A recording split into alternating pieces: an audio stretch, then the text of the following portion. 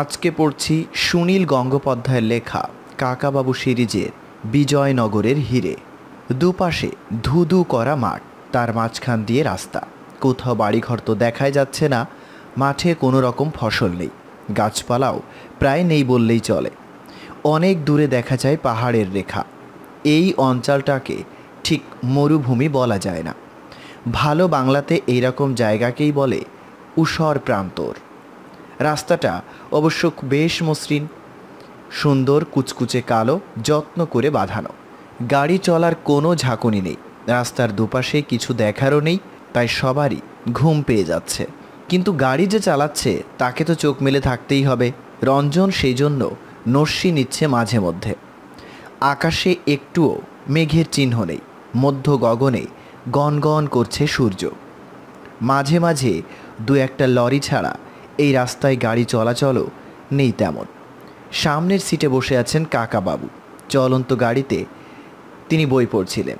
একসময় হাত তুলে বললেন, খাবার জল আর আছে না ফুরিয়ে গেছে?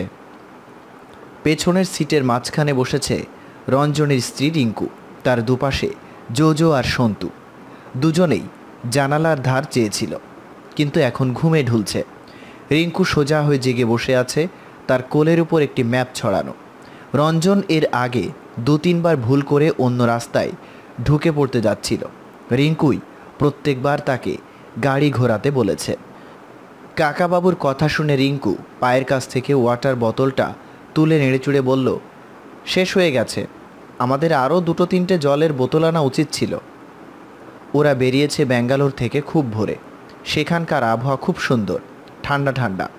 পথে যে এত গরম পড়বে সে কথা তখন মনে হয়নি। কাকাবাবু বললেন, একটা কোথাও নদী টদিও দেখতে পাওয়া যাচ্ছে না এদিকে।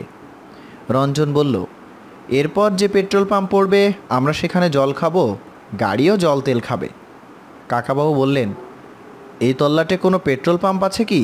শুধুই তো মাঠের পর মাঠ দেখছি।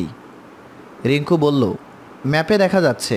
আর 14 কি না, না দাঁড়ান হিসাব করে বলছি, ও প্রায় 3 ক্রোশ পরে একটা বড় জায়গা আসছে, এর নাম চিত্রদুর্গা। সেখানে গাড়ির পেট্রোল মানে তেল আর খাবার টাবার পাওয়া যাবে নিশ্চয়ই। রঞ্জন অবহেলার সঙ্গে বলল, 3 ক্রোশ? কতক্ষণ লাগবে? 15 মিনিটে মেরে দেব। তোমরা সবাই এরই মধ্যে এত ঝিমিয়ে পড়ছো কেন? Chair up. সন্তু ঘুম ছড়ানো গলায় বলল, রঞ্জনদা 2 বার, কাকাবাবু 1 বার। রঞ্জন বলল, এই রে, বিচ্ছুটা সব শুনেছে। আমি ভেবেছিলাম ঘুমিয়ে পড়েছে বুঝি। সন্তু পকেট থেকে একটা ছোট্ট নোট বই বার করে কি যেন লিখল, তারপর আবার চোখ বুঝল। রঞ্জন বলল, আরে ছেলে দুটো এত ঘুমোই কেন? আমরা কত ভালো ভালো জিনিস দেখছি। সন্তু চোখ না খুলে বলল, কিছু দেখার নেই। রঞ্জন বলল, একটু আগে রাস্তা দিয়ে দুটো ছোট ছোট বাঘ চলে গেল, এখন হাতি দেখতে পাচ্ছি, 1, 2, 3টে। কাকাবাবু আপনি দেখতে পাচ্ছেন না? কাকাবাবু বলল, আরে তাই তো রঞ্জন, কি ম্যাজিক, জাদুবিদ্যা জানে নাকি? সত্যিই তো হাতি। কাকাবাবুর কথা শুনে সন্তু ধর্মার করে উঠে বসল। কোনো সন্দেহ নেই, সোজা রাস্তাটার অনেক দূরে গোটা 3 হাতি দেখা যাচ্ছে। সন্তু ধাক্কা দিয়ে জাগালো জোজোকে। জোজো সামনের দিকে চেয়ে বলল, ওয়াইল্ড এলিফ্যান্টস। সন্তু পকেট থেকে ছোট খাতাটা বার করতে করতে বলল, জোজো 1। রঞ্জন বলল, এই ধুধু করা মাঠের মধ্যে বন্য হস্তি আসিবে, ইহা অতিশয় অলিক কল্পনা। আমার মনে হয় এই হস্তিজুত বিক্রয়ের জন্য হাটে লইয়া যাওয়া হইতেছে। সন্তু, একটা হাতি কিনবি নাকি? গাড়িটা আরও কাছে আসবার পর দেখা গেল হাতিগুলির সঙ্গে বেশ কিছু লোকজনও আছে। কয়েকজন সানাই বাজাচ্ছে। মাঝখানের হাতিটায় একজন প্যান্ট কোট পরা লোক বসে আছে, তার গলায় অনেকগুলো মালা, মাথায় সাদা রিবনো পাগড়ি। রিঙ্কু বলল, ও মা, বর যাচ্ছে। সন্তু জিজ্ঞেস করল, বউ কোথায়? প্যান্ট কোট পরা বর হয় নাকি? রঞ্জন বলল, হ্যাঁ হয়, এখানে এরা স্যুট পরে পাগড়ি মাথায় দিয়ে বিয়ে করতে যায়। এই লোকটা বিয়ে করতে যাচ্ছে। রিঙ্কু বলল, এদের দিনের বেলায় বিয়ে হয়, বাঙালিদের মতন আলো টালো জ্বালার খরচ নেই। জোজো বলল, এরা হচ্ছে গোন্তা নামে একটা মানে উপজাতি। এদের মধ্যে নিয়ম আছে হাতির বিয়ে দেওয়া খুব ধুমধাম করে। আজ হাতিগুলোরও বিয়ে হবে, তাই ওদের গলাতেও মালা পরানো হয়েছে। দেখেছিস সন্তু? রঞ্জন ভুরু কপালে তুলে বলল, বাহ, তোমার তো অনেক জ্ঞান দেখছি। সন্তু বলল, ও আপনাকেও ছাড়িয়ে যাবে রঞ্জনদা।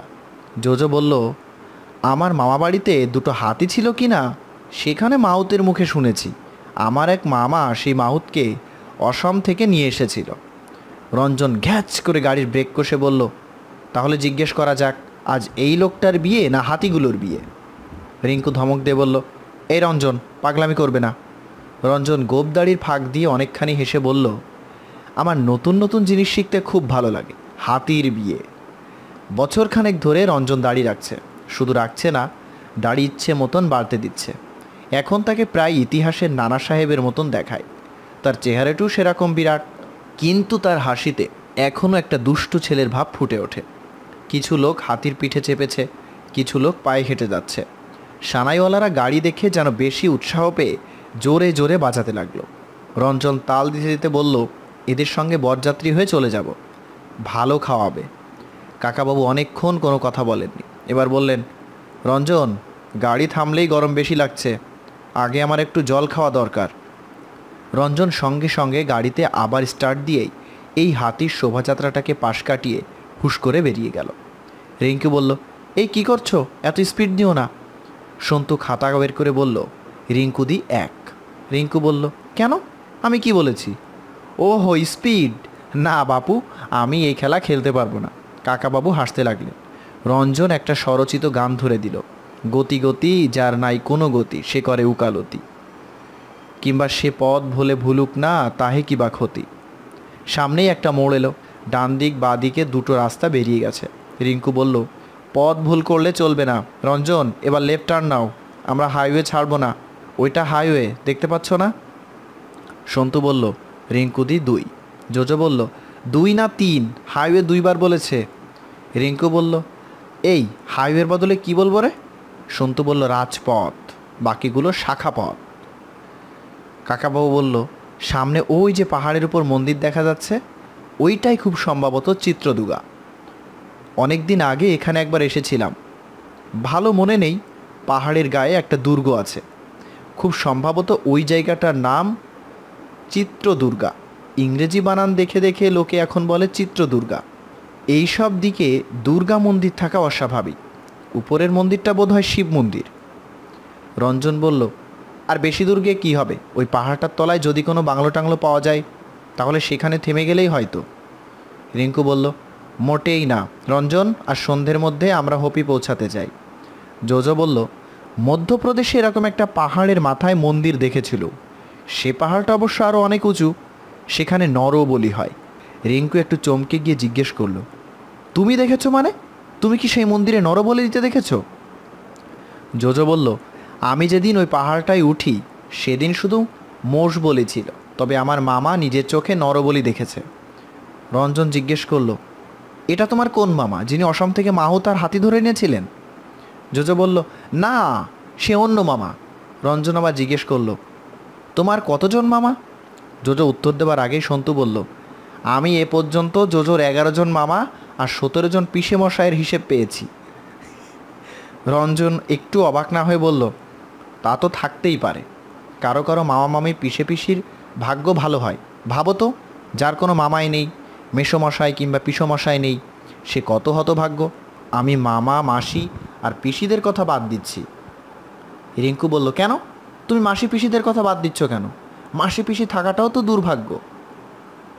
রঞ্জন বলল, এই জন্যই বলি রিঙ্কু, যে কোনো কথা বলার আগে একটু বুদ্ধি খাটাবে।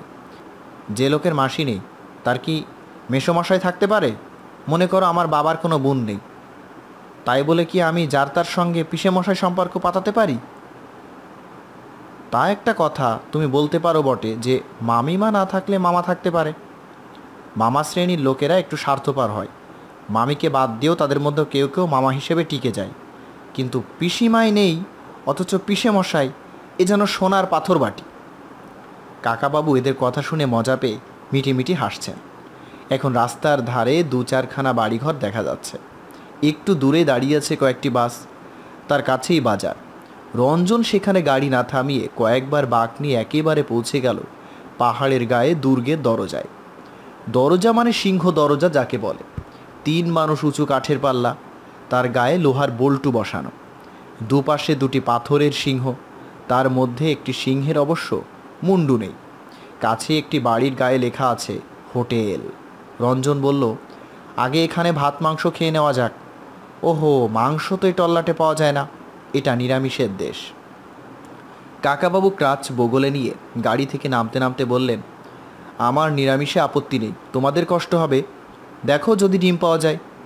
হোটেল মানে অবশ্য পুরনো একটা চায়ের দোকানের মতো, তবে ভেতরটা খুবই পরিষ্কার। পেতলের থালা গেলাসে খাবার দেওয়া হয়, সেগুলি ঝকমকে করে মাজা। কয়েকজন লোক খেয়ে বেরোচ্ছে, টেবিল সাফ করা হচ্ছে, তাই ওরা অপেক্ষা করতে লাগলো বাইরে। দোকানের বাইরে কয়েকটা ফুলের গাছ, তার মধ্যে একটা বড় গাছ থেকে লম্বা লম্বা লালচে ফুল ঝুলছে। সেদিকে আঙুল দেখিয়ে রিঙ্কু বলল, এগুলো কী ফুল জানিস সন্তু, বলতো? সন্তু মুচকি হেসে দুদিকে ঘাড় নেড়ে বলল, জানি না, তুমি বলো। বটল ব্রাশ, এগুলোকে বলে বটল ব্রাশ। জানতুম, আমি নামটা জানতুম, তবু তোমাকে দিয়ে বলালুম। তোমার আরও 2বার জরিমানা হলো। তার মানে কেন জরিমানা হবে? বল ব্রাশ একটা ফুলের নাম, তার কোনো বাংলা নেই। কে বলল নেই? বলের বাংলা বোতল, আর ব্রাশের বাংলা বুরুষ। এই ফুলটার নাম বোতল বুরুষ। কাকাবাবু হো হো করে হেসে উঠলেন। রঞ্জন বলল, হ্যাঁ, সন্তু ঠিকই বলেছে, যেমন টেলের বাংলা টেবিল আর গ্লাসের বাংলা গেলাস। সন্তু পকেট থেকে ছোট্ট খাতাটা বার করল।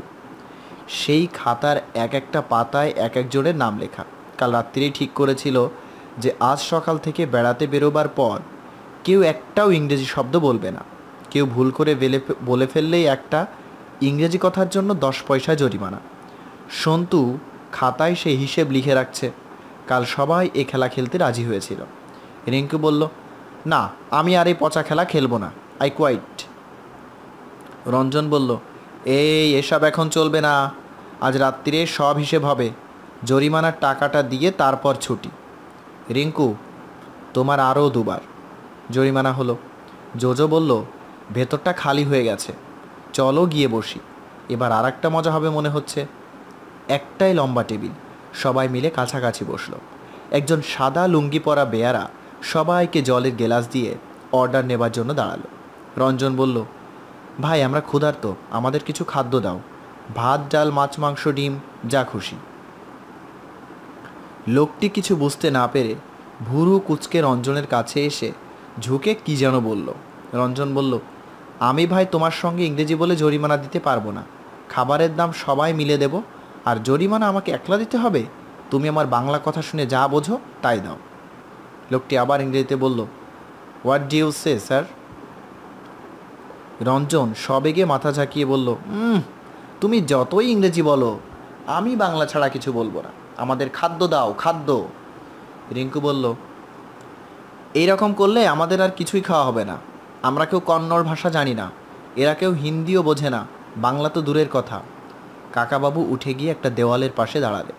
সেখানে খাবার দাবারের নাম লেখা একটা তালিকা ঝুলছে, কন্নড় আর ইংরেজি 2 ভাষাতেই লেখা। কাকাবাবু বেয়ারাটিকে ইঙ্গিত দিয়ে কয়েকটা নামের উপর আঙ্গুল রাখলেন, তারপর হাত তুলে 5টা আঙ্গুল দেখিয়ে বোঝালেন যে 5 জনের খাবার চাই। বেয়ারাটি অদ্ভুত মুখের ভাব করে ভেতরে চলে গেল। কাকাবাবু ফিরে এসে বললেন, এতে মোটামুটি কাজ চালানো গেল।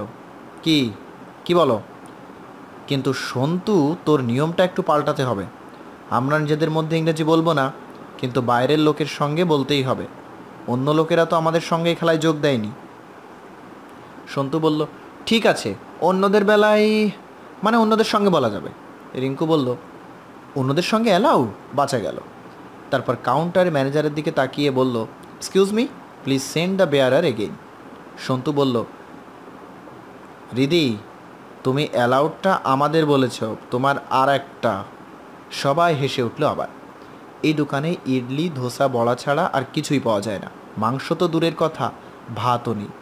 বেয়ারাটি খুব ভ্যাবাচ্যাকা খেয়ে গেছে। একটু আগে তার ইংরেজি কথা শুনেও এরা উত্তর দিচ্ছিল না। এখন এদের মুখে ইংরেজির বন্যা বয়ে যাচ্ছে। ওদের খাওয়ার মাঝখানে দোকানটির সামনে একটা বড় স্টেশন ওয়াগন থামল। তার থেকে নামলো 4 জন লোক। তাদের মধ্যে একজনের দিকে বিশেষ চোখ পড়ে। এই গরমে সেই লোকটি পরে আছে একটা চকচকে স্যুট, চেহারাটি ছোটোখাটো একটা পাহাড়ের মতো। তার চোখে সানগ্লাস, মুখে লম্বা চুরুট। দুবদাব জুতোর শব্দ তুলে লোকগুলো ঢুকলো ভিতরে। টেবিলে বসবার আগেই একজন জিজ্ঞেস করলো, কফি হাই, কফি মিলেগা? কাকাবাবু খাওয়া বন্ধ করে এই আগন্তুকদের দিকে স্থিরভাবে তাকিয়ে রইলেন। পাহাড়ের মতো লোকটি কাকাবাবুর দিকে চোখ ফেলেই মহা আশ্চর্যের ভান করে বলল, ওয়েল ওয়েল ওয়েল, আপ রাজা রায়চৌধুরী হ্যায় না, আপ ইধার? বাংলা, অসম, ত্রিপুরা কিংবা বিহার, উড়িষ্যা বা দিল্লিতে কাকাবাবুকে অনেকেই চিনতে পারে, কিন্তু এই কর্ণাটকের একটা ছোট্ট জায়গাতেও যে কেউ তাকে চিনতে পারবে তা যেন তিনি আশা করেননি। তিনি লাজুকভাবে একটু হেসে বললেন, এই এদিকে একটু বেড়াতে এসেছি। লোকটি এগিয়ে এসে বলল, বেড়াতে এসেছেন এখানে? কাকাবাবু বলল, শুধু এখানে না, আশেপাশের কয়েকটা জায়গায়। সঙ্গে আমার ভাইপো সন্তু, ওর কলেজের বন্ধু জোজো, আর এনি রঞ্জন ঘোষাল আর স্ত্রী রিঙ্কু ঘোষাল, আমার বিশেষ পরিচিত। লোকটি সকলের দিকে হাত তুলে নমস্কার জানিয়ে বললেন, আমার নাম মোহন সিং, আমাকে চিনছেন না তো? দিল্লিতে দেখা হয়েছিল একবার। তারপর সে কাকাবাবুর কাঁধে একটা চাপড় মেরে বলল, মিস্টার রাজা রায়চৌধুরী। সামুচ বলুন তো, আপনাকে এখানে কে পাঠিয়েছে? কাকাবাবু ভুরু কুচকে বললেন, কেউ তো পাঠায়নি, আমরা নিজেরাই এসেছি। মোহন সিং বলল, নিজেরা এসেছেন তো ঠিক আছে, আপনি কার হয়ে কাজ করছেন? মোহন সিং কাকাবাবুর কাজ ঘেঁষে দাঁড়িয়ে তখনও তার কাঁধে হাত দিয়ে আছে। কাকাবাবু এবার একটু কড়া গলায় বললেন, আপনি ওদিকে গিয়ে বসুন। মোহন সিং তবু সরল না, চওড়া করে হেসে বলল, ঠিক আছে, আপনি অন্য কারোর হয়ে কাজ না করলে তো খুব ভালো কথা। আমি আপনাকে একটা কাজ দিব। আপনার ফি কত? কাকাবাবু বললেন, আমার গায়ে হাত দিয়ে কথা বলা আমি পছন্দ করি না, আপনার চুরুটের ধোয়ার গন্ধ আমার সহ্য হচ্ছে না, আপনি প্লিজ ওদিকে গিয়ে বসুন। মোহন সিংয়ের সঙ্গীরা 3টে চেয়ার টেনে বসে এদিকে এক দৃষ্টিতে তাকিয়ে আছে। প্রত্যেকের বেশ গড়পেটা চেহারা। মোহন সিং কাকাবাবুর কাঁধ থেকে হাত তুলে নিল, কিন্তু সরে গেল না। চুরুটের ছাই ঝেড়ে বলল, আরে মশাই, আপনাকে আমি এমপ্লয় করছি, কমসে কম 50,000 খরচ করতে রাজি আছি। আপনাকে এত টাকা কেউ দেবে? রঞ্জন বলল, শুনুন মিস্টার সিং, কাকাবাবু এখন রিটায়ার করেছেন, আমি ওর অ্যাসিস্ট্যান্ট। ওকে কি কাজ দেবার কথা বলছেন সেটা আমাকে দিন না। আমার কিছু টাকা পয়সার দরকার এখন। তা হ্যাঁ, 50,000 পেলে মোটামুটি চলে যাবে। মশামাছি তাড়াবার মতন বা হাতের ভঙ্গি করে মোহন সিং বলল, আপ চুপ রহি হ্যাঁ, আমি মিস্টার রায়চৌধুরীর সঙ্গে কথা বলছি, জরুরি কাজের কথা। রঞ্জন উঠে দাঁড়িয়ে বলল, আপনি আমাকে ঠিক বিশ্বাস করতে পারছেন না, তাই না? আমি রিভলভার চালাতে জানি, দড়ির মই বেয়ে উঠতে পারি, গোপন ম্যাপ চিবিয়ে চিবিয়ে খেয়ে ফেলতে পারি, এমনকি আমি পিক করতেও পারি, দেখবেন? তারপর রঞ্জন সত্যি সত্যি মাটিতে দুটো হাত দিয়ে পা দুটো শূন্যে তুলে ফেলল। ঝনঝন করে তার পকেট থেকে খসে পড়ল অনেকগুলো খুচরো পয়সা। সেই অবস্থায় সে হাত দিয়ে হাঁটবার চেষ্টা করল। মোহন সিংয়ের তুলনায় রঞ্জনের চেহারাটাও নেহায় ছোট নয়। একটুখানি এগিয়ে তার পা শূন্যে টলমাল করে উঠল। সে হুড়মুড় করে গিয়ে পড়ল মোহন সিংয়ের উপর। মোহন সিংও এই ধাক্কা সামলাতে না পেরে চিত হয়ে পড়ে গেল মাটিতে। তড়াক করে লাফিয়ে ওঠে রঞ্জন, খুব কাচুমাচু করে গলায় বলল, আরে ছিছি কাণ্ড, আউট অফ প্র্যাকটিস, বুঝলেন? আবার 2-1 দিন প্র্যাকটিস করলেই ঠিক হয়ে যাবে। আপনার লাগেনি তো? আমি খুব দুঃখিত। রঞ্জন মোহন সিংয়ের হাত ধরে টেনে তোলার চেষ্টা করল। তার সঙ্গের ছেলেরাও ছুটে এলো দুদিকে। মোহন সিং নিজেই উঠে দাঁড়ালো কোনো রকম। রঞ্জন বলল, এক্সট্রিমলি সরি, আমায় মাফ করে দিন, এর পরের বার দেখবেন কোনো ভুল হবে না। মোহন সিং কটমট করে তাকিয়ে বলল, বেকুব। তারপর কাকাবাবুর দিকে ফিরে অবজ্ঞার সুরে বলল, আপনি রিটায়ার করেছেন? একেবারে বুড়া বনে গেছেন? সে কথা আগে বললেই হতো। মোহন সিংয়ের চুরুটটা ছিটকে চলে গেছে অনেক দূরে।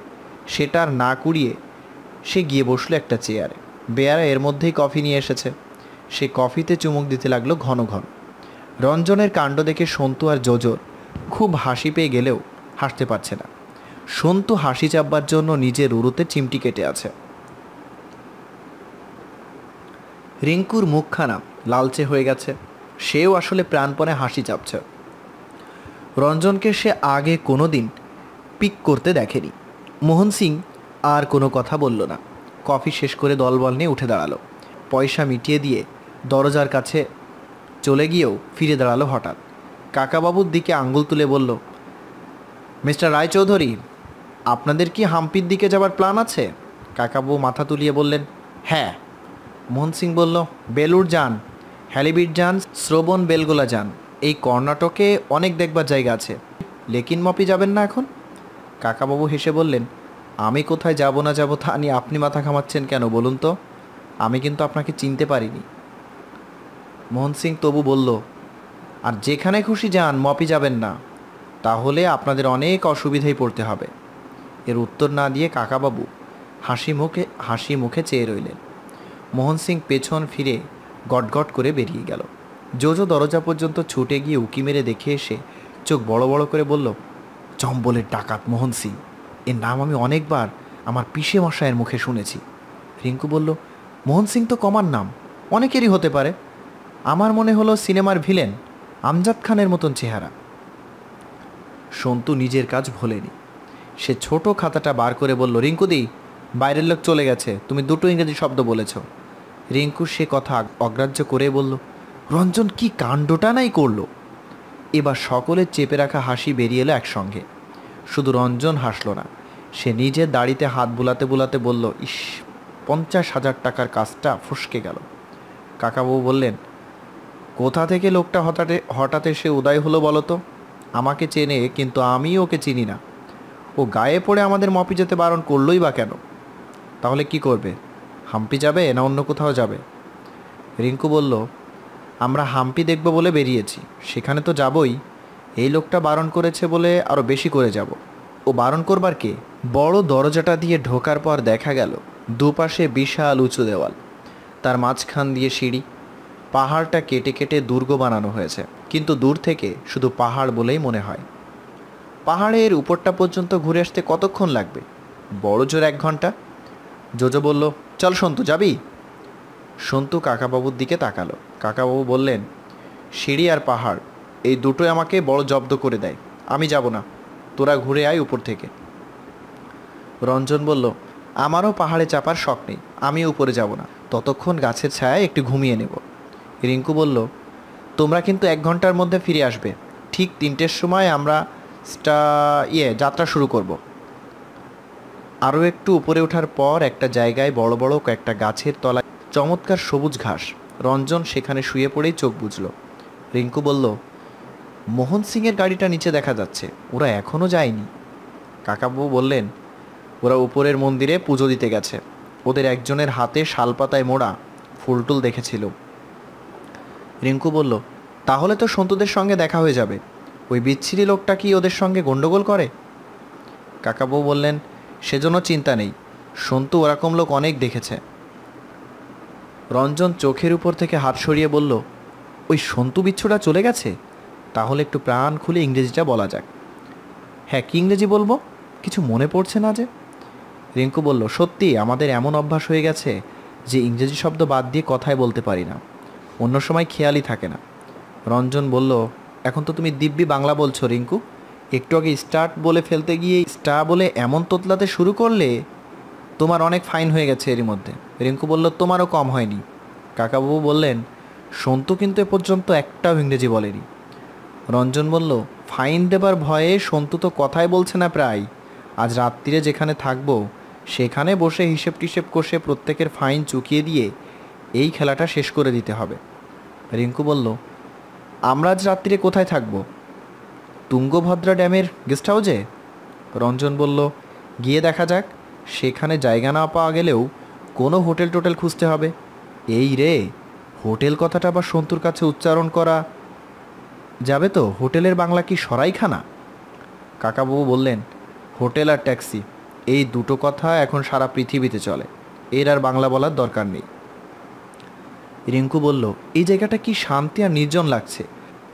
একসময় এখানে কত সৈন্য সামন্ত যাতায়াত করত, এখানে কত যুদ্ধ হয়েছে, এখন কিছুই বোঝা যায় না। রঞ্জন বলল, রিঙ্কু, তুমি যেখানে বসে আছো সেখানে যুবরাজ বিক্রম মাণিক্য খুন হয়েছিল। হ্যাঁ, 4 জন বিদ্রোহী তার দেহটাকে টুকরো টুকরো করে ফেলে, তার মুন্ডুটা এখানে পড়েছিল অনেক দিন। রিঙ্কু একটু চমকে উঠে এদিক ওদিক তাকালো, তারপর বলল, কাকাবাবু, রঞ্জন কিন্তু যখন তখন এরকম ইতিহাস বানায়, ওর কথা বিশ্বাস টিশ্বাস করবেন না। রঞ্জন বলল, এই আমি ক্লাস 9 মানে 9ম শ্রেণীর ইতিহাস পরীক্ষায় ফার্স্ট, মানে প্রথম হয়েছিলাম না? কাকাবাবু বললেন, এই সব দুর্গে ওরকম খুনোখুনি হওয়া অসম্ভব কিছু তো নয়। আমরা যেখানে যাচ্ছি। কাকাবাবুর কথা শেষ হবার আগেই পাহাড়ের উপর দিয়ে প্রচণ্ড জোরে দুবার দুমদুম শব্দ হলো, ঠিক যেন বোমা ফাটার আওয়াজ। অনেকগুলো কাক একসঙ্গে ডেকে উঠে ছড়িয়ে গেল আকাশে। রিঙ্কু সঙ্গে সঙ্গে উঠে দাঁড়িয়ে বলল, কি হলো? সন্তু আর জোজো গেছে ওইদিকে। রঞ্জন, চলো আমরা গিয়ে দেখি। কাকাবাবু বললেন, দাঁড়াও, আওয়াজটা বেশি দূরে হয়নি। সন্তু আর জোজোর এরই মধ্যে আরও উঠে যাবার কথা। রঞ্জন বলল, খুব সম্ভবত ডিনামাইট দিয়ে পাথর ফাটাচ্ছে, নতুন রাস্তা টাস্তা বানাবে। রিঙ্কু বলল, আমি দেখে আসছি। সঙ্গে সঙ্গে সে ছুট লাগালো। রঞ্জন কাকাবাবুর দিকে তাকিয়ে বলল, আপনি ভাবছেন তো যে আমার বউ একা একা গেল, আমার ওর সঙ্গে যাওয়া উচিত ছিল? রিঙ্কুকে আপনি ভালো করে চেনেন না, ও একাই 300। পাহাড়ের সিঁড়িটা এঁকে বেঁকে উঠেছে, একটু দূরেই একটি বাঁক নিয়েছে বলে উপরের দিকটা দেখা যায় না। রিঙ্কুও তরতর করে ছুটতে ছুটতে সেদিকে মিলিয়ে গেল। কাকাবাবু পেছনে ফিরে বললেন, মোহন সিংয়ের গাড়িটা বেরিয়ে যাচ্ছে, ওরা এর মধ্যেই নেমে এসেছে। রঞ্জন বলল, গাড়িতে একটা বাইনোকুলার আছে, সেটা নিয়ে আসা উচিত ছিল। মোহন সিংরা নামলো কোন দিক দিয়ে? দেখতে পেলাম না তো। কাকাবাবু বললেন, নিশ্চয়ই আর একটা রাস্তা আছে অন্য দিক দিয়ে। একটু পরেই দেখা গেল রিঙ্কু আর সন্তু জোজো একসাথে নেমে আসছে। সন্তুর হাতে একটা পাতাওয়ালা গাছের ডাল, তার ডগায় কয়েকটা হলুদ রঙের ফুল। ওরা গল্প করতে করতে নামছে আস্তে আস্তে। সেদিকে তাকিয়ে রঞ্জন বলল, কাকাবাবু শিগগিরই নেমে চলুন। কাকাবাবু জিজ্ঞেস করলেন, ওদের জন্য অপেক্ষা করবে না? রঞ্জন বলল, ওদের দেখেই তো বুঝতে পারা যাচ্ছে যে ওরা কোনো বিপদে পড়েনি, এবার ওরা একটু আমাদের খোঁজাখুঁজি করুক। কাকাবাবু ক্রাস বগলে নিয়ে যতদূর সম্ভব তাড়াতাড়ি নামতে লাগলেন। রঞ্জন দৌড়ে গিয়ে গাড়ির দরজা খুলল। তারপর কাকাবাবু এসে পৌঁছাতেই তাকে তুলে নিয়ে স্টার্ট দিল। বাজারের কাছে পেট্রোল পাম্প, সেখানে মোহন সিংদের গাড়িটাও থেমে আছে। সামনের সিটে জানালার ধারে বসে আছে মোহন সিং। রঞ্জনকে দেখে সে ঘুরিয়ে নিল মুখখানা। রঞ্জনই গাড়ি থেকে নেমে এগিয়ে গিয়ে জিজ্ঞেস করল, কেয়া সিংজি, আপ লোগো কি হাম্পি যাতা হায়? মোহন সিং রঞ্জনের দিকে কটমট করে তাকিয়ে রইল, কোনো কথা বলল না। রঞ্জন আবার বলল, আরে আপ রাগ করতে হায় কাহে? আমি তো ইচ্ছে করে আপনাকে ফেলে দিইনি, ব্যালেন্স সামলাতে পারিনি। আপনি কি কাজ দেবার কথা বলেছিলেন, আমাকে দিন না। পেছন থেকে মোহন সিংয়ের সঙ্গী রঞ্জনের কাঁধে একটা চাপড় মেরে বলল, আপনার কাম করো, ইধার ঝঞ্ঝাট মাপ করো। তারপর সে রঞ্জনকে আস্তে করে ঠেলে দেবার একটা ভাব দেখালো। লোকটার গায়ে অসম্ভব জোর। সেইটুকু ঠেলার চোটে রঞ্জন হুমড়ি খেয়ে পড়ে যাচ্ছিল প্রায়। গাড়িটাকে ধরে সামলে নিল। লোকটা হেসে বলল, মোহন সিংজির সঙ্গে এবার থেকে সমঝে কথা বলবে। রঞ্জন একটু রাগ না করে বলল, আপনার তো খুব গায়ের জোর, রোজ ব্যায়াম করেন বুঝি? আপনার নাম কি? লোকটি বলল, বীরজু সিং। রঞ্জন বলল, আপনারা দুজনেই সিং? বাহ বাহ, তাহলে হাম্পিতে আবার আপনাদের সঙ্গে দেখা হচ্ছে। মোহন সিং পিচ করে মাটিতে থুতু ফেলল। তাই দেখা দেখি বীরজু আরও থুতু ফেলে অবজ্ঞার সঙ্গে বলল, ওদের গাড়িতে তেল ভরা হয়ে গিয়েছিল, ওরা বেরিয়ে গেল আগে। রঞ্জন নিজের গাড়ির চাবি পাম্পের লোকের হাতে দিয়ে কাকাবাবুর কাছে এসে বলল, হাম্পিতে গিয়ে বেশ মজা হবে মনে হচ্ছে, ঠিক যেন একটা গল্পের মতন শুরু। কাকাবাবু বললেন, এবার শুধু বেড়াতে বেরিয়েছি, এবার কোনো গল্প টল্পর দরকার নেই। জলের বোতলটা ভরে নাও। পেট্রোল নিয়ে বেরিয়ে রঞ্জন কিছু কলা আর পেয়ারা কিনে ফেলল। তখনই দেখা গেল রিঙ্কুরা জোরে হেঁটে আসছে ওদিকে। গাড়িটা নজরে পড়তেই ওরা থেমে গিয়ে কী যেন বলা বলি করতে লাগলো। রঞ্জন বলল, আমাদের দেখতে না পেরে ওরা অনেক দৌড়াদৌড়ি করেছে, কিন্তু সে কথা স্বীকার করবে না, বুঝলেন তো? আসলে কিন্তু বেশ ঘাবড়ে গিয়েছিল। কাকাবাবু বললেন, রিঙ্কুর বুদ্ধির উপর আমার আস্থা আছে, সে এত সহজে ঘাবড়াবার মেয়ে নয়। রিঙ্কু কাছে এসে গাড়িতে উঠে পড়ে বলল, আমরা 1 ঘন্টার বেশি সময় নিইনি, এবার চলো। রঞ্জন বলল, তোমরা আমাদের খুঁজতে কোথায় কোথায় গিয়েছিলে? রিঙ্কু খুব অবাক হয়ে বলল, খুঁজবো কেন? তোমরা গাড়ির তেল নেবে এ তো জানা কথাই। আমরা ভালো মিষ্টি কিনে আনলুম এই ফাঁকে, নিজেরা কয়েকটা খেয়েও এসেছি। রঞ্জন জিজ্ঞেস করল, পাহাড়ের উপর আওয়াজটা হয়েছিল কিসের? রিঙ্কু পাল্টা প্রশ্ন করল, তো বলো তো কিসের, আন্দাজ করো। রঞ্জন বলল, আমি তো কাকাবাবুকে আগেই বলে রেখেছি, ডিনামাইট। এই সন্তু, আমি কিন্তু ডিনামাইটের বাংলা বলতে পারবো না। ডিনামাইট দিয়ে পাথর ফাটাচ্ছিল। রিঙ্কু বলল, মোটেও না। রঞ্জন বলল, তবে কি কেউ সত্যিকারে বোমা ছুঁড়েছিল? সন্তু, বোমা কথাটা কিন্তু বাংলা, আমি কিন্তু বম বলিনি। রিঙ্কু বলল, না, এবারে হলো না। ওখানে একটা চলচ্চিত্রের চিত্রগ্রহণ হচ্ছিল। কি হচ্ছিল? চলচ্চিত্রের চিত্রগ্রহণ? তার মানে সিনেমার শুটিং? সন্তু আর জোজো দুজনেই হাততালি দিয়ে উঠল। রিঙ্কু হাসতে হাসতে বলল, আমরা ঠিক জানতুম রঞ্জন ইংরেজি করে বলবেই। রঞ্জন একটু বিরক্ত হয়ে বলল, আসল ব্যাপারটা কি হয়েছে তাই বলো না। সন্তু বলল, ওখানে একটা চলচ্চিত্র তোলা হচ্ছে। দুদল ডাকাতের মারামারির দৃশ্যে বন্দুকের গুলির শব্দ হলো। ওখানে প্রচুর লোকের ভিড়। জোজো বলল, ওখানে মোহন সিংকেও দেখলুম, সে ডাকাতের সর্দার হয়েছে। আমি যে ওকে চম্বলের ডাকাত বলেছিলুম সেটা খুব ভুল ছিল না। রিঙ্কু বলল, আমি আগেই ওকে চলচ্চিত্রের খলনায়ক বলেছিলুম। কাকাবু বললেন, কিন্তু মোহন সিংকে যে একটু আগে এখানে দেখা গেল, এর মধ্যেই সে নেমে গেল কি করে? সন্তু বলল, আর একটা লোককে মোহন সিংয়ের মতো সাজিয়েছে, তারও প্রায় ওই রকম চেহারা। আসল মারামারির দৃশ্যগুলো ওই নকল মোহন সিং করবে। জোজো বলল, ওদের বলে স্টান। স্টান থাকবে, ওর বাংলা বলতে হবে না। গাড়িটা আবার ছুটতে লাগলো বড় রাস্তা দিয়ে। রঞ্জন বলল, এখন কিন্তু কেউ ঘুমোবে না, তাহলে আমারও ঘুম পেয়ে যাবে। সে এক টিপ নস্যি নিল নাকে। রিঙ্কু ম্যাপটা বিছিয়ে বলল, রঞ্জন, হাম্পির আগে হটস্পট বলে একটা জায়গা দেখতে পাচ্ছি, মনে হচ্ছে এটা একটা বড় জায়গা। কাকাবউ বললেন, ওই হসপিটে আমাদের থাকতে হবে, হাম্পিতে কোনো থাকার জায়গা নেই। সন্তু বলল, আমরা যে তুঙ্গভদ্রা নদীর ধারে অতিথিশালায় থাকব, ঠিক ছিল? তুঙ্গভদ্রা নামটা কি সুন্দর। কাকাবউ বললেন, ওখানে বড়জোর রাতটা থাকা যাবে। ওখান থেকে হাম্পি বেশ দূর হবে, যাওয়া আসা করা যাবে না। জোজো হঠাৎ জিজ্ঞেস করলো, আমরা যে হাম্পি দেখতে যাচ্ছি সেখানে কি আছে? সন্তু বলল, হাম্পাতে হাম্পি আছে। জোজো বলল, ও।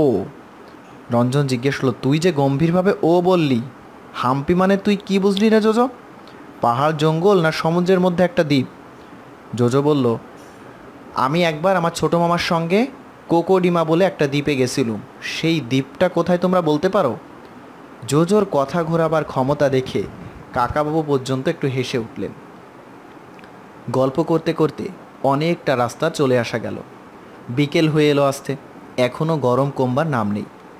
পশ্চিমের আকাশটা লাল হয়ে উঠেছে। একটা চৌরাস্তার মোড়ে এসে রঞ্জন গাড়িটা থামালো। এরপর কোন দিক যেতে হবে রিঙ্কু ঠিক বুঝতে পারছে না ম্যাপ দেখে। রঞ্জন বলল, নেমে তাহলে জিজ্ঞেস করা যাক, কয়েকটা চায়ের দোকান রয়েছে, ইচ্ছে করলে এখানে চা খাওয়া যেতে পারে।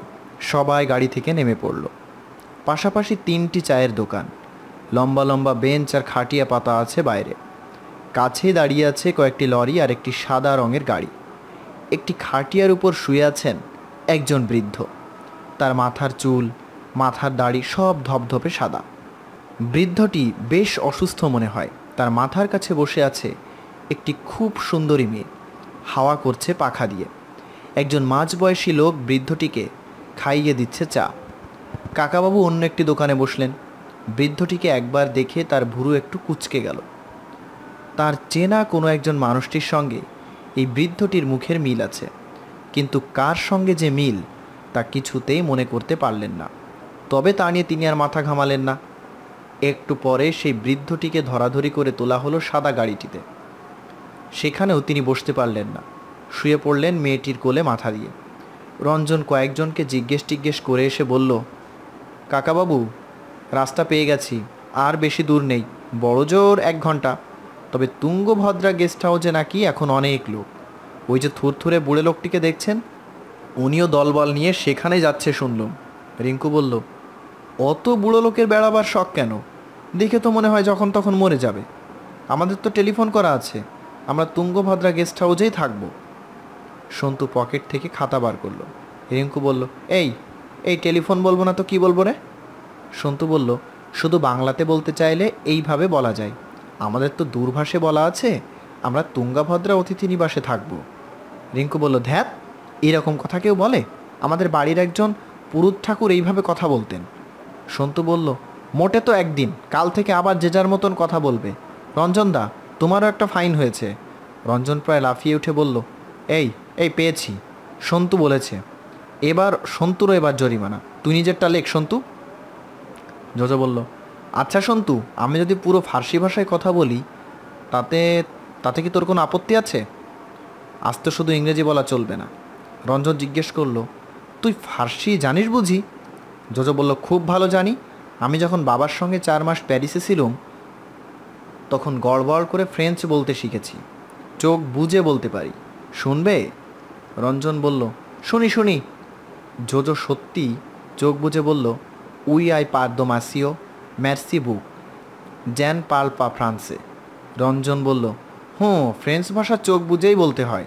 কাকাবাবু বললেন, চমৎকার বলেছ, কিন্তু জোজো, তোমার এই ভাষা যে আমরা কেউই বুঝতে পারবো না। রিঙ্কু বলল, আর দেরি করে কি হবে, এইবার চলো, চা খাওয়া হয়ে গেছে, চাটা একেবারেই অখাদ্য। এদিকটায় ছোট ছোট পাহাড়ের গা দিয়ে রাস্তা, তুঙ্গভদ্রার বাঁধ অনেকটা উঁচুতে। সেই বাঁধের গায়ে বেশ বড় আর পুরনো আমলের দোতলা অতিথিশালা। সামনে আরও 3খানা গাড়ি দাঁড়ানো, তার মধ্যে সেই সাদা গাড়িটাও রয়েছে। একতলা দোতলায় অনেক লোকজনের ব্যস্ততা। একজন কেয়ারটেকারকে খুঁজে বার করা গেল। সে রঞ্জনের কোনো কথায় পাত্তা দিতে চায় না। প্রথম থেকেই বলতে লাগলো, জায়গা নেই জায়গা নেই। রঞ্জন বারবার জানাবার চেষ্টা করতে লাগলো যে ব্যাঙ্গালোর থেকে টেলিফোন করা হয়েছে ঘর রাখবার জন্য। তবু লোকটি গ্রাহ্য করল না। রঞ্জন বলল, আপনি বলতে চান এত বড় ডাক বাংলোতে একটি ঘরও খালি নেই? এখন আমাদের হোটেল খুঁজতে যেতে হবে? লোকটি বলল, একটাই মাত্র রুম রাখা আছে, সেটা রাজা রায় চৌধুরী নামে একজন ভিআইপির জন্য। রঞ্জন বলল, উফ, আপনাদের নিয়ে আর পারা যায় না মশাই, নিন খুলুন খুলুন। এতক্ষণ আমার নাম জিজ্ঞেস করছেন? আমিই তো রাজা রায় চৌধুরী। লোকটি সঙ্গে সঙ্গে জিভ কেটে বলল, আরে ছি ছি, সে কথা বলেননি কেন? আপনাদের জন্য দোতলার ভালো ঘর রাখা আছে, 3খানা খাট। আসুন আসুন, আমি চাবি আনছি। রঞ্জন সন্তুকে বলল, এখানকার লোকগুলো কীরকম সৎ দেখলি? কাউকে অবিশ্বাস করে না, যে কেউ এসে নিজের নাম রাজা রায় চৌধুরী বললেই ঘর খুলে দিত। কাকাবাবু গাড়ি থেকে নেমে বললেন, আমাদের পূর্বপরিচিত একজন বন্ধু এখানে রয়েছে দেখছি। কাকাবাবুর কথা শুনে সবাই ঘাড় ঘুরিয়ে তাকালো। দোতলার বারান্দা একজন তোক রেলিংয়ে ঝুঁকে দাঁড়িয়ে আছে। ভালো করে মুখটা দেখা না গেলেও কোনো সন্দেহ নেই সে মোহন সিং। কাকাবাবু বললেন, ভালোই হলো, ওর সঙ্গে এবার ভালো করে আলাপ করা যাবে। ডাকবাংলোর 2জন আদালি এসে মালপত্র উপরে নিয়ে গেল। কেয়ারটেকার ঘরের চাবি খুলে দিয়ে বলল, আপনারা রাত্রিরে খাবেন তো? খাবার অর্ডার এখনই দিয়ে দেবেন। রিঙ্কু জিজ্ঞেস করলো, কি কি পাওয়া যাবে? লোকটি বলল, ভাত রুটি মুরগি, সবজি, ডাল, ডিমের কারি। রঞ্জন বলল, কফি আছে আপনাদের? লোকটি বলল, হ্যাঁ কফি পাবেন। রঞ্জন বলল, এখন আমাদের কফি আর ডিমের অমলেট দিতে বলুন, রাত্রিরে আমরা মাংস ভাত খাবো। রিঙ্কুর দিকে ফিরে রঞ্জন বলল, আমরা তো বেলা নিরামিষ খেয়েছি, তাই আগে ডিম খেয়ে সেটা মেকআপ করে নেওয়া যাক, তারপর মাংস হবে, ঠিক আছে? রিঙ্কু বলল, সন্তু তুই লিখে নে, রঞ্জন আমাকে শুধু শুধু মেকআপ বলেছে। রঞ্জন বলল, তাই তো? মুখ দিয়ে অটোমেটি না বলিনি, পুরোটা বলিনি। মুখ দিয়ে ফস করে এক একটা ইংরেজি কথা বেরিয়ে আসে, ওর বদলে আমার কি বলা উচিত ছিল? রিঙ্কু বলল, মিটিয়ে বলা যেত। রঞ্জন বলল, ডিম খেয়ে মিটিয়ে? যা, এটা কীরকম যেন শুনতে লাগে। জোজো বলল, ইয়ে বলতে পারতে রঞ্জনদা, বাংলায় এই একটা চমৎকার শব্দ আছে, এই ইয়ে দিয়ে সব কিছু বোঝানো যায়, এভরিথিং। সন্তু বলল, এভরিথিং শব্দটা কি ফার্সি? লম্বা বারান্দাটা এখন খালি। মন সিংকে ঘরটায় আর দেখতে পাওয়া যাচ্ছে না। পাশের ঘরটির দরজা ভেতর থেকে বন্ধ। একদম কোণের ঘরটায় অনেক লোকজনের গলার আওয়াজ শোনা যাচ্ছে। একটি লোক সে ঘর থেকে হন্তদন্ত হয়ে বেরিয়ে এদিকে আসতে আসতে সন্তুদের ঘরের সামনে এসে থমকে দাঁড়ালো। রঞ্জন সঙ্গে সঙ্গে বলল, আসুন আসুন, ভেতরে আসুন। রঞ্জন এমনভাবে লোকটিকে ডাকলো যেন অনেক দিনের চেনা।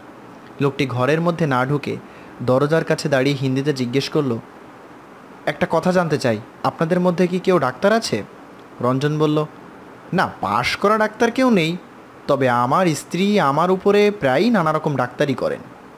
লোকটি বলল, আপনাদের কাছে থার্মোমিটার আছে? রঞ্জন বলল, ইস, খুব দুঃখিত, বেড়াতে বেরোবার সময় থার্মোমিটার আনার কথা আমাদের মনেই পড়েনি, আনা উচিত ছিল নিশ্চয়ই। লোকটি বেশ নিরাশ হয়ে বলল, আমাদের সঙ্গের একজন লোক খুব অসুস্থ হয়ে পড়েছেন, মনে হচ্ছে 105 ডিগ্রি টেম্পারেচার উঠে গেছে। ইনি খুব নামকরা সম্মানিত লোক। কি নাম ওনার?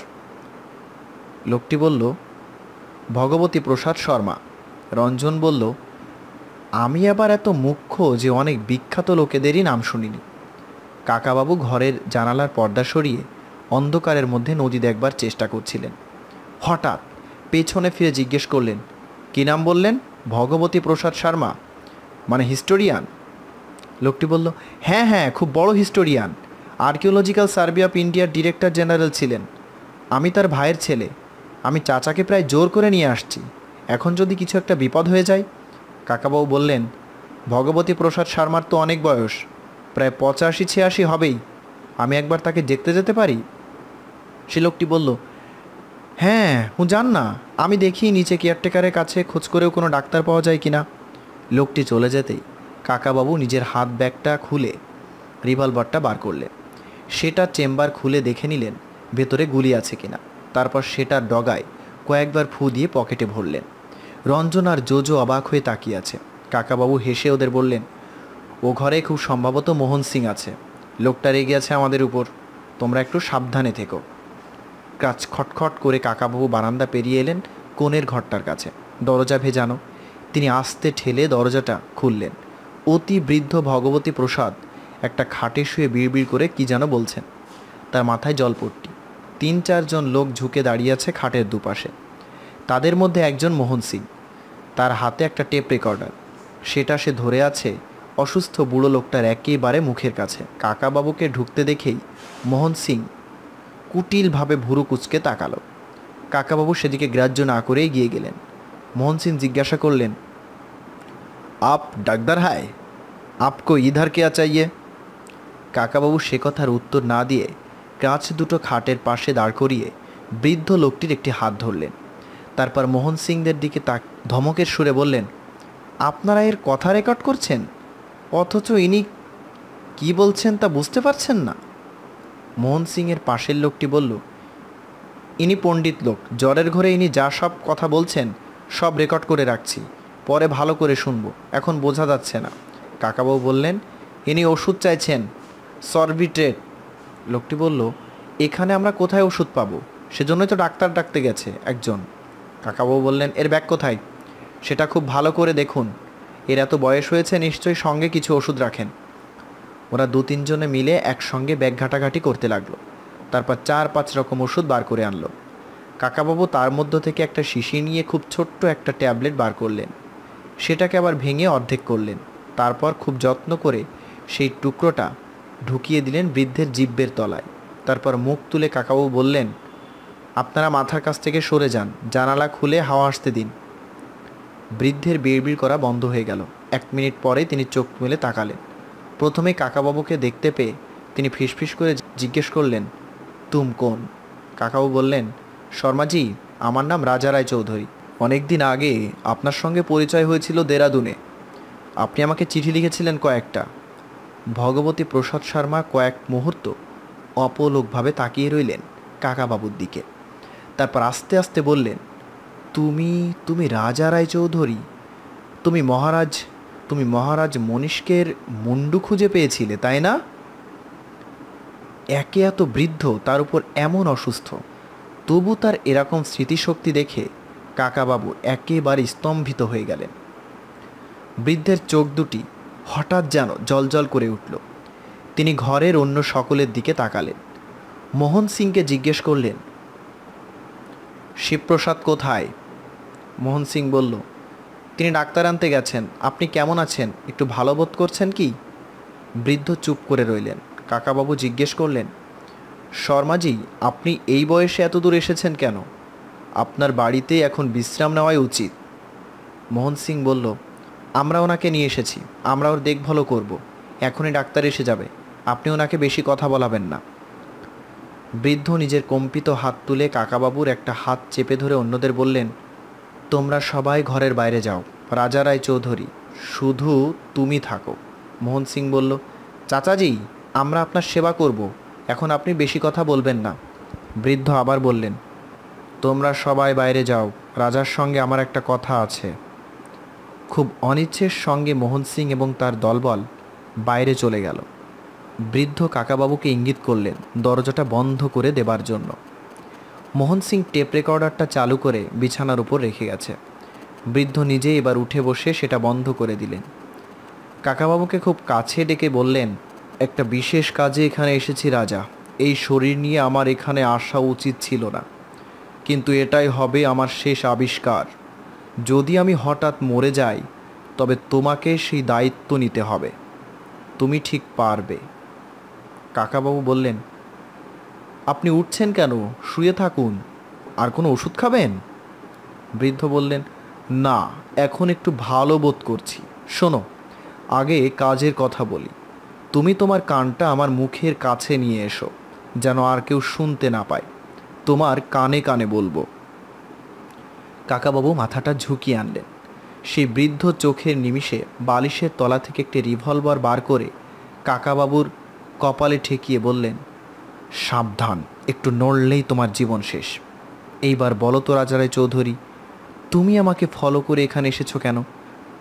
তোমার কি মতলব? কাকাবাবু মাথা সরালেন না, কিন্তু সেই অবস্থাতেই হেসে বললেন, এ তো ভারী মজার ব্যাপার দেখছি। আমি আপনাকে ফলো করব কেন? আপনি একটা দলবলের সঙ্গে এখানে এসেছেন, আর আমিও কয়েকজন নিয়ে এখানে বেড়াতে এসেছি। আমরা আলাদা আলাদাভাবে আসতে পারি না? বৃদ্ধ বললেন, তুমি সত্যি বেড়াতে এসেছো না অন্য কোনো উদ্দেশ্য নিয়ে এসেছো? তুমি তো এমনি এমনি কোথাও যাও না। কাকাবাবু বললেন, আমি এমনি এমনি কোথাও যাই না? আমি কি ইচ্ছে মতো বেড়াতেও পারবো না? আমি আজকাল আর অন্য লোকের কাজ নিই না, বেড়াতেই ভালোবাসি। সত্যি কথাটা বলো, নইলে আমি ঠিক গুলি করব। গুলি করুন, আমি মরে গেলেও বিশ্বাস করতে পারবো না যে প্রফেসর ভগবতী প্রসাদ শর্মা মানুষ খুন করতে পারেন। সত্যি দেখতে চাও গুলি করতে পারি কি না? আমি বলবো তুমি আমার গলা টিপে ধরতে এসেছিলে, তাই আমি সেলফ ডিফেন্সে গুলি করেছি। আমি আপনার গলা টিপে ধরতে যাব কেন? একটা কিছু মোটিভ তো থাকা দরকার। আপনাকে আমি শ্রদ্ধা করি, আপনার গায়ে হাত তোলার কথা আমি চিন্তাও করি না। আপনার হাত থেকে রিভলভারটা কেড়ে নেওয়া কি আমার পক্ষে খুব শক্ত হতো? বৃদ্ধ ফিসফিস করে বললেন, রাজারাই চৌধুরী, তোমাকে আমি ভালো করেই চিনি। দরজার আড়াল থেকে মোহন সিংরা দেখছে, তাই আমি এই অভিনয় করছি। মোহন সিংয়ের দল তোমাকে দেখে চিন্তায় পড়ে গেছে। আমি এখন তোমাকে যে কয়েকটা কথা বলছি তা খুব মন দিয়ে শোনো, আর কেউ যেন জানতে না পারে। আমি হঠাৎ মরে গেলে তুমি আমার কাজটা সম্পন্ন করবে। এরপর বৃদ্ধ আস্তে আস্তে কয়েকটা কথা বললেন। শুনতে শুনতে কাকাবাবুর কপাল কুঁচকে গেল। তারপর আবার বৃদ্ধ গলা চড়িয়ে বললেন, এবার তোমায় ছেড়ে দিলুম। যদি প্রাণের মায়া থাকে তাহলে খবরদার আমার সামনে তুমি আর আসবে না। এই সময় দরজায় দুম দুম করে ধাক্কা পড়ল। একজন কেউ চেঁচিয়ে উঠল, ডাক্তার আগায়া, খলিয়ে খকলিয়ে। বৃদ্ধ চোখ টিপে বললেন, মনে রেখো আমার কথাগুলো। কাকাবাবু এগিয়ে গিয়ে দরজাটা খুলল। শর্মাজির ভাইপো কোথা থেকে একজন ডাক্তার জোগাড় করে এনেছে। সবাই বৃদ্ধের খাটের দিকে এগিয়ে গেল। শুধু মোহন সিং কাকাবাবুর কাঁধটা খামচে ধরে বলল, রায়চৌধুরী, প্রফেসর সাহেব তোমাকে কি কথা বললেন? সাফ খুলে বলো। কাকাবাবু বললেন, বলছি তুমি বারান্দার ওই কোণে চলো, খুব জরুরি কথা। মোহন সিং কাকাবাবুর কাঁধটা ছাড়ল না, প্রায় টানতে টানতে নিয়ে চলল। একটা কাজ পিছলে কাকাবাবু প্রায় হুমড়ি খেয়ে পড়ে যাচ্ছিলেন একবার, তবু রিভলভারটা বার করলেন না। তার ক্রাস দুটো খসে পড়ে গেল মাটিতে। বারান্দার এই কোণটা বেশ অন্ধকার মতো। দিনের বেলা এখান থেকে তুঙ্গভদ্রা নদীর বাঁধ দেখতে পাওয়া যায়, কিন্তু এখন সব কিছুই ঝাপসা। কাকাবাবু শান্ত গলায় বললেন, তোমাদের প্রফেসর সাহেবের সঙ্গে আমার অনেক দিনের চেনা। তিনি আমার কানে কানে বললেন, তুমি ওই মোহন সিংকে একটু ভদ্রতা শিখিয়ে দিও তো। ও সবসময় নিজেকে সিনেমার ভিলেন মনে করে। মোহন সিং ধমক দিয়ে বলল, তুমি আমার সঙ্গে মজা মারছো? ঠিক করে বলো। কাকাবাবু বললেন, ভদ্রলোকের কাঁধে হাত দিয়ে কথা বলতে নেই, জানো? হাত সরাও। মোহন সিং আরও কিছু বলতে গেল, তার আগেই হঠাৎ কাকাবাবু একটু নিচু হয়ে তার ডান চোখে খুব দ্রুত একটা ঘুষি চালালেন। মোহন সিং একটা আত্মচিৎকার করে কাকাবাবুর কাঁধ ছেড়ে দিয়ে দু হাতে চোখ চাপা দিয়ে বসে পড়ল। কাকাবাবু এবার মোহন সিংয়ের কাঁধটা ধরে এক ঝটকায় তার শরীরটা উল্টে দিলেন। মোহন সিং বারান্দার রেলিংয়ের উপরে শূন্যে ঝুলতে লাগলো। এতই ভয় পেয়ে গেছে যে সে মুখ দিয়ে শুধু আ আ শব্দ করছে, আর কোনো কথা বলতে পারছে না। তার অত বড় শরীরটা যে কাকাবাবু অবলীলাক্রমে তুলে ফেলতে পারলেন তা যেন এখনও বিশ্বাস করতে পারছে না সে। কাকাবাবু বললেন, এবার আমি তোমাকে নিচে ফেলে দিতে পারি, কিন্তু ভদ্রলোকেরা মানুষকে চট করে এত কঠিন শাস্তি দেয় না। আর কখনো নিজের বন্ধুবান্ধব ছাড়া অন্য কারো কাঁধে হাত দিয়ে কথা বলো না। আর 2 নম্বর হলো, India is a free country, যার যেখানে খুশি যেতে পারে। আমি হাম্পিতে যাব কি যাব না তা নিয়ে তুমি মাথা ঘামাচ্ছ কেন? মোহন সিং 2 হাত দিয়ে রেলিংটা ধরার চেষ্টা করছে। কাকাবাবুর মুঠি একটু আলগা হয়ে গেলেই সে পড়ে যাবে। এর মধ্যে সে একবার চেঁচিয়ে উঠল, বীরজু, বীরজু। কাকাবাবু বললেন, তোমার ওই বীরজু লোকটা পেট্রোল পাম্পে আমাদের রঞ্জনকে অকারণে একটা ধাক্কা দিয়েছিল। তাকেও বলে দিও যেন যখন তখন সে গায়ের জোর না দেখায়। খুব জোরে একটা ঝাঁকুনি দিয়ে তিনি মোহন সিংকে ফিরিয়ে আনলেন বারান্দায়। সেখানে তাকে ঠেসে ধরে কাকাবাবু আবার বললেন, ভগবতী প্রসাদ শর্মা আমার গুরুর মতন। উনি হুকুম করলে আমি ওর পা ধোয়া জলও খেতে পারি। উনি বুঝেছেন যে আমরা শুধু ছুটিতে বেড়াতে এসেছি, আমাদের অন্য কোনো উদ্দেশ্য নেই। আমরা তোমাদের কোনো ব্যাপারে ডিস্টার্ব করব না, তোমরাও আমাদের ডিস্টার্ব করো না। মোহন সিংকে ছেড়ে দিয়ে কাকাবাবু ক্রাস দুটো তুলে নিলেন। তারপর হাঁটতে শুরু করলেন পেছন ফিরে। মোহন সিং ফ্যাল করে তাকিয়ে রইলেন। সে যেন এখনও বিশ্বাস করতে পারছে না যে কাকাবাবুর হাতে এত জোর। তার বুকের মধ্যে ঢিপ ঢিপ শব্দ হচ্ছে।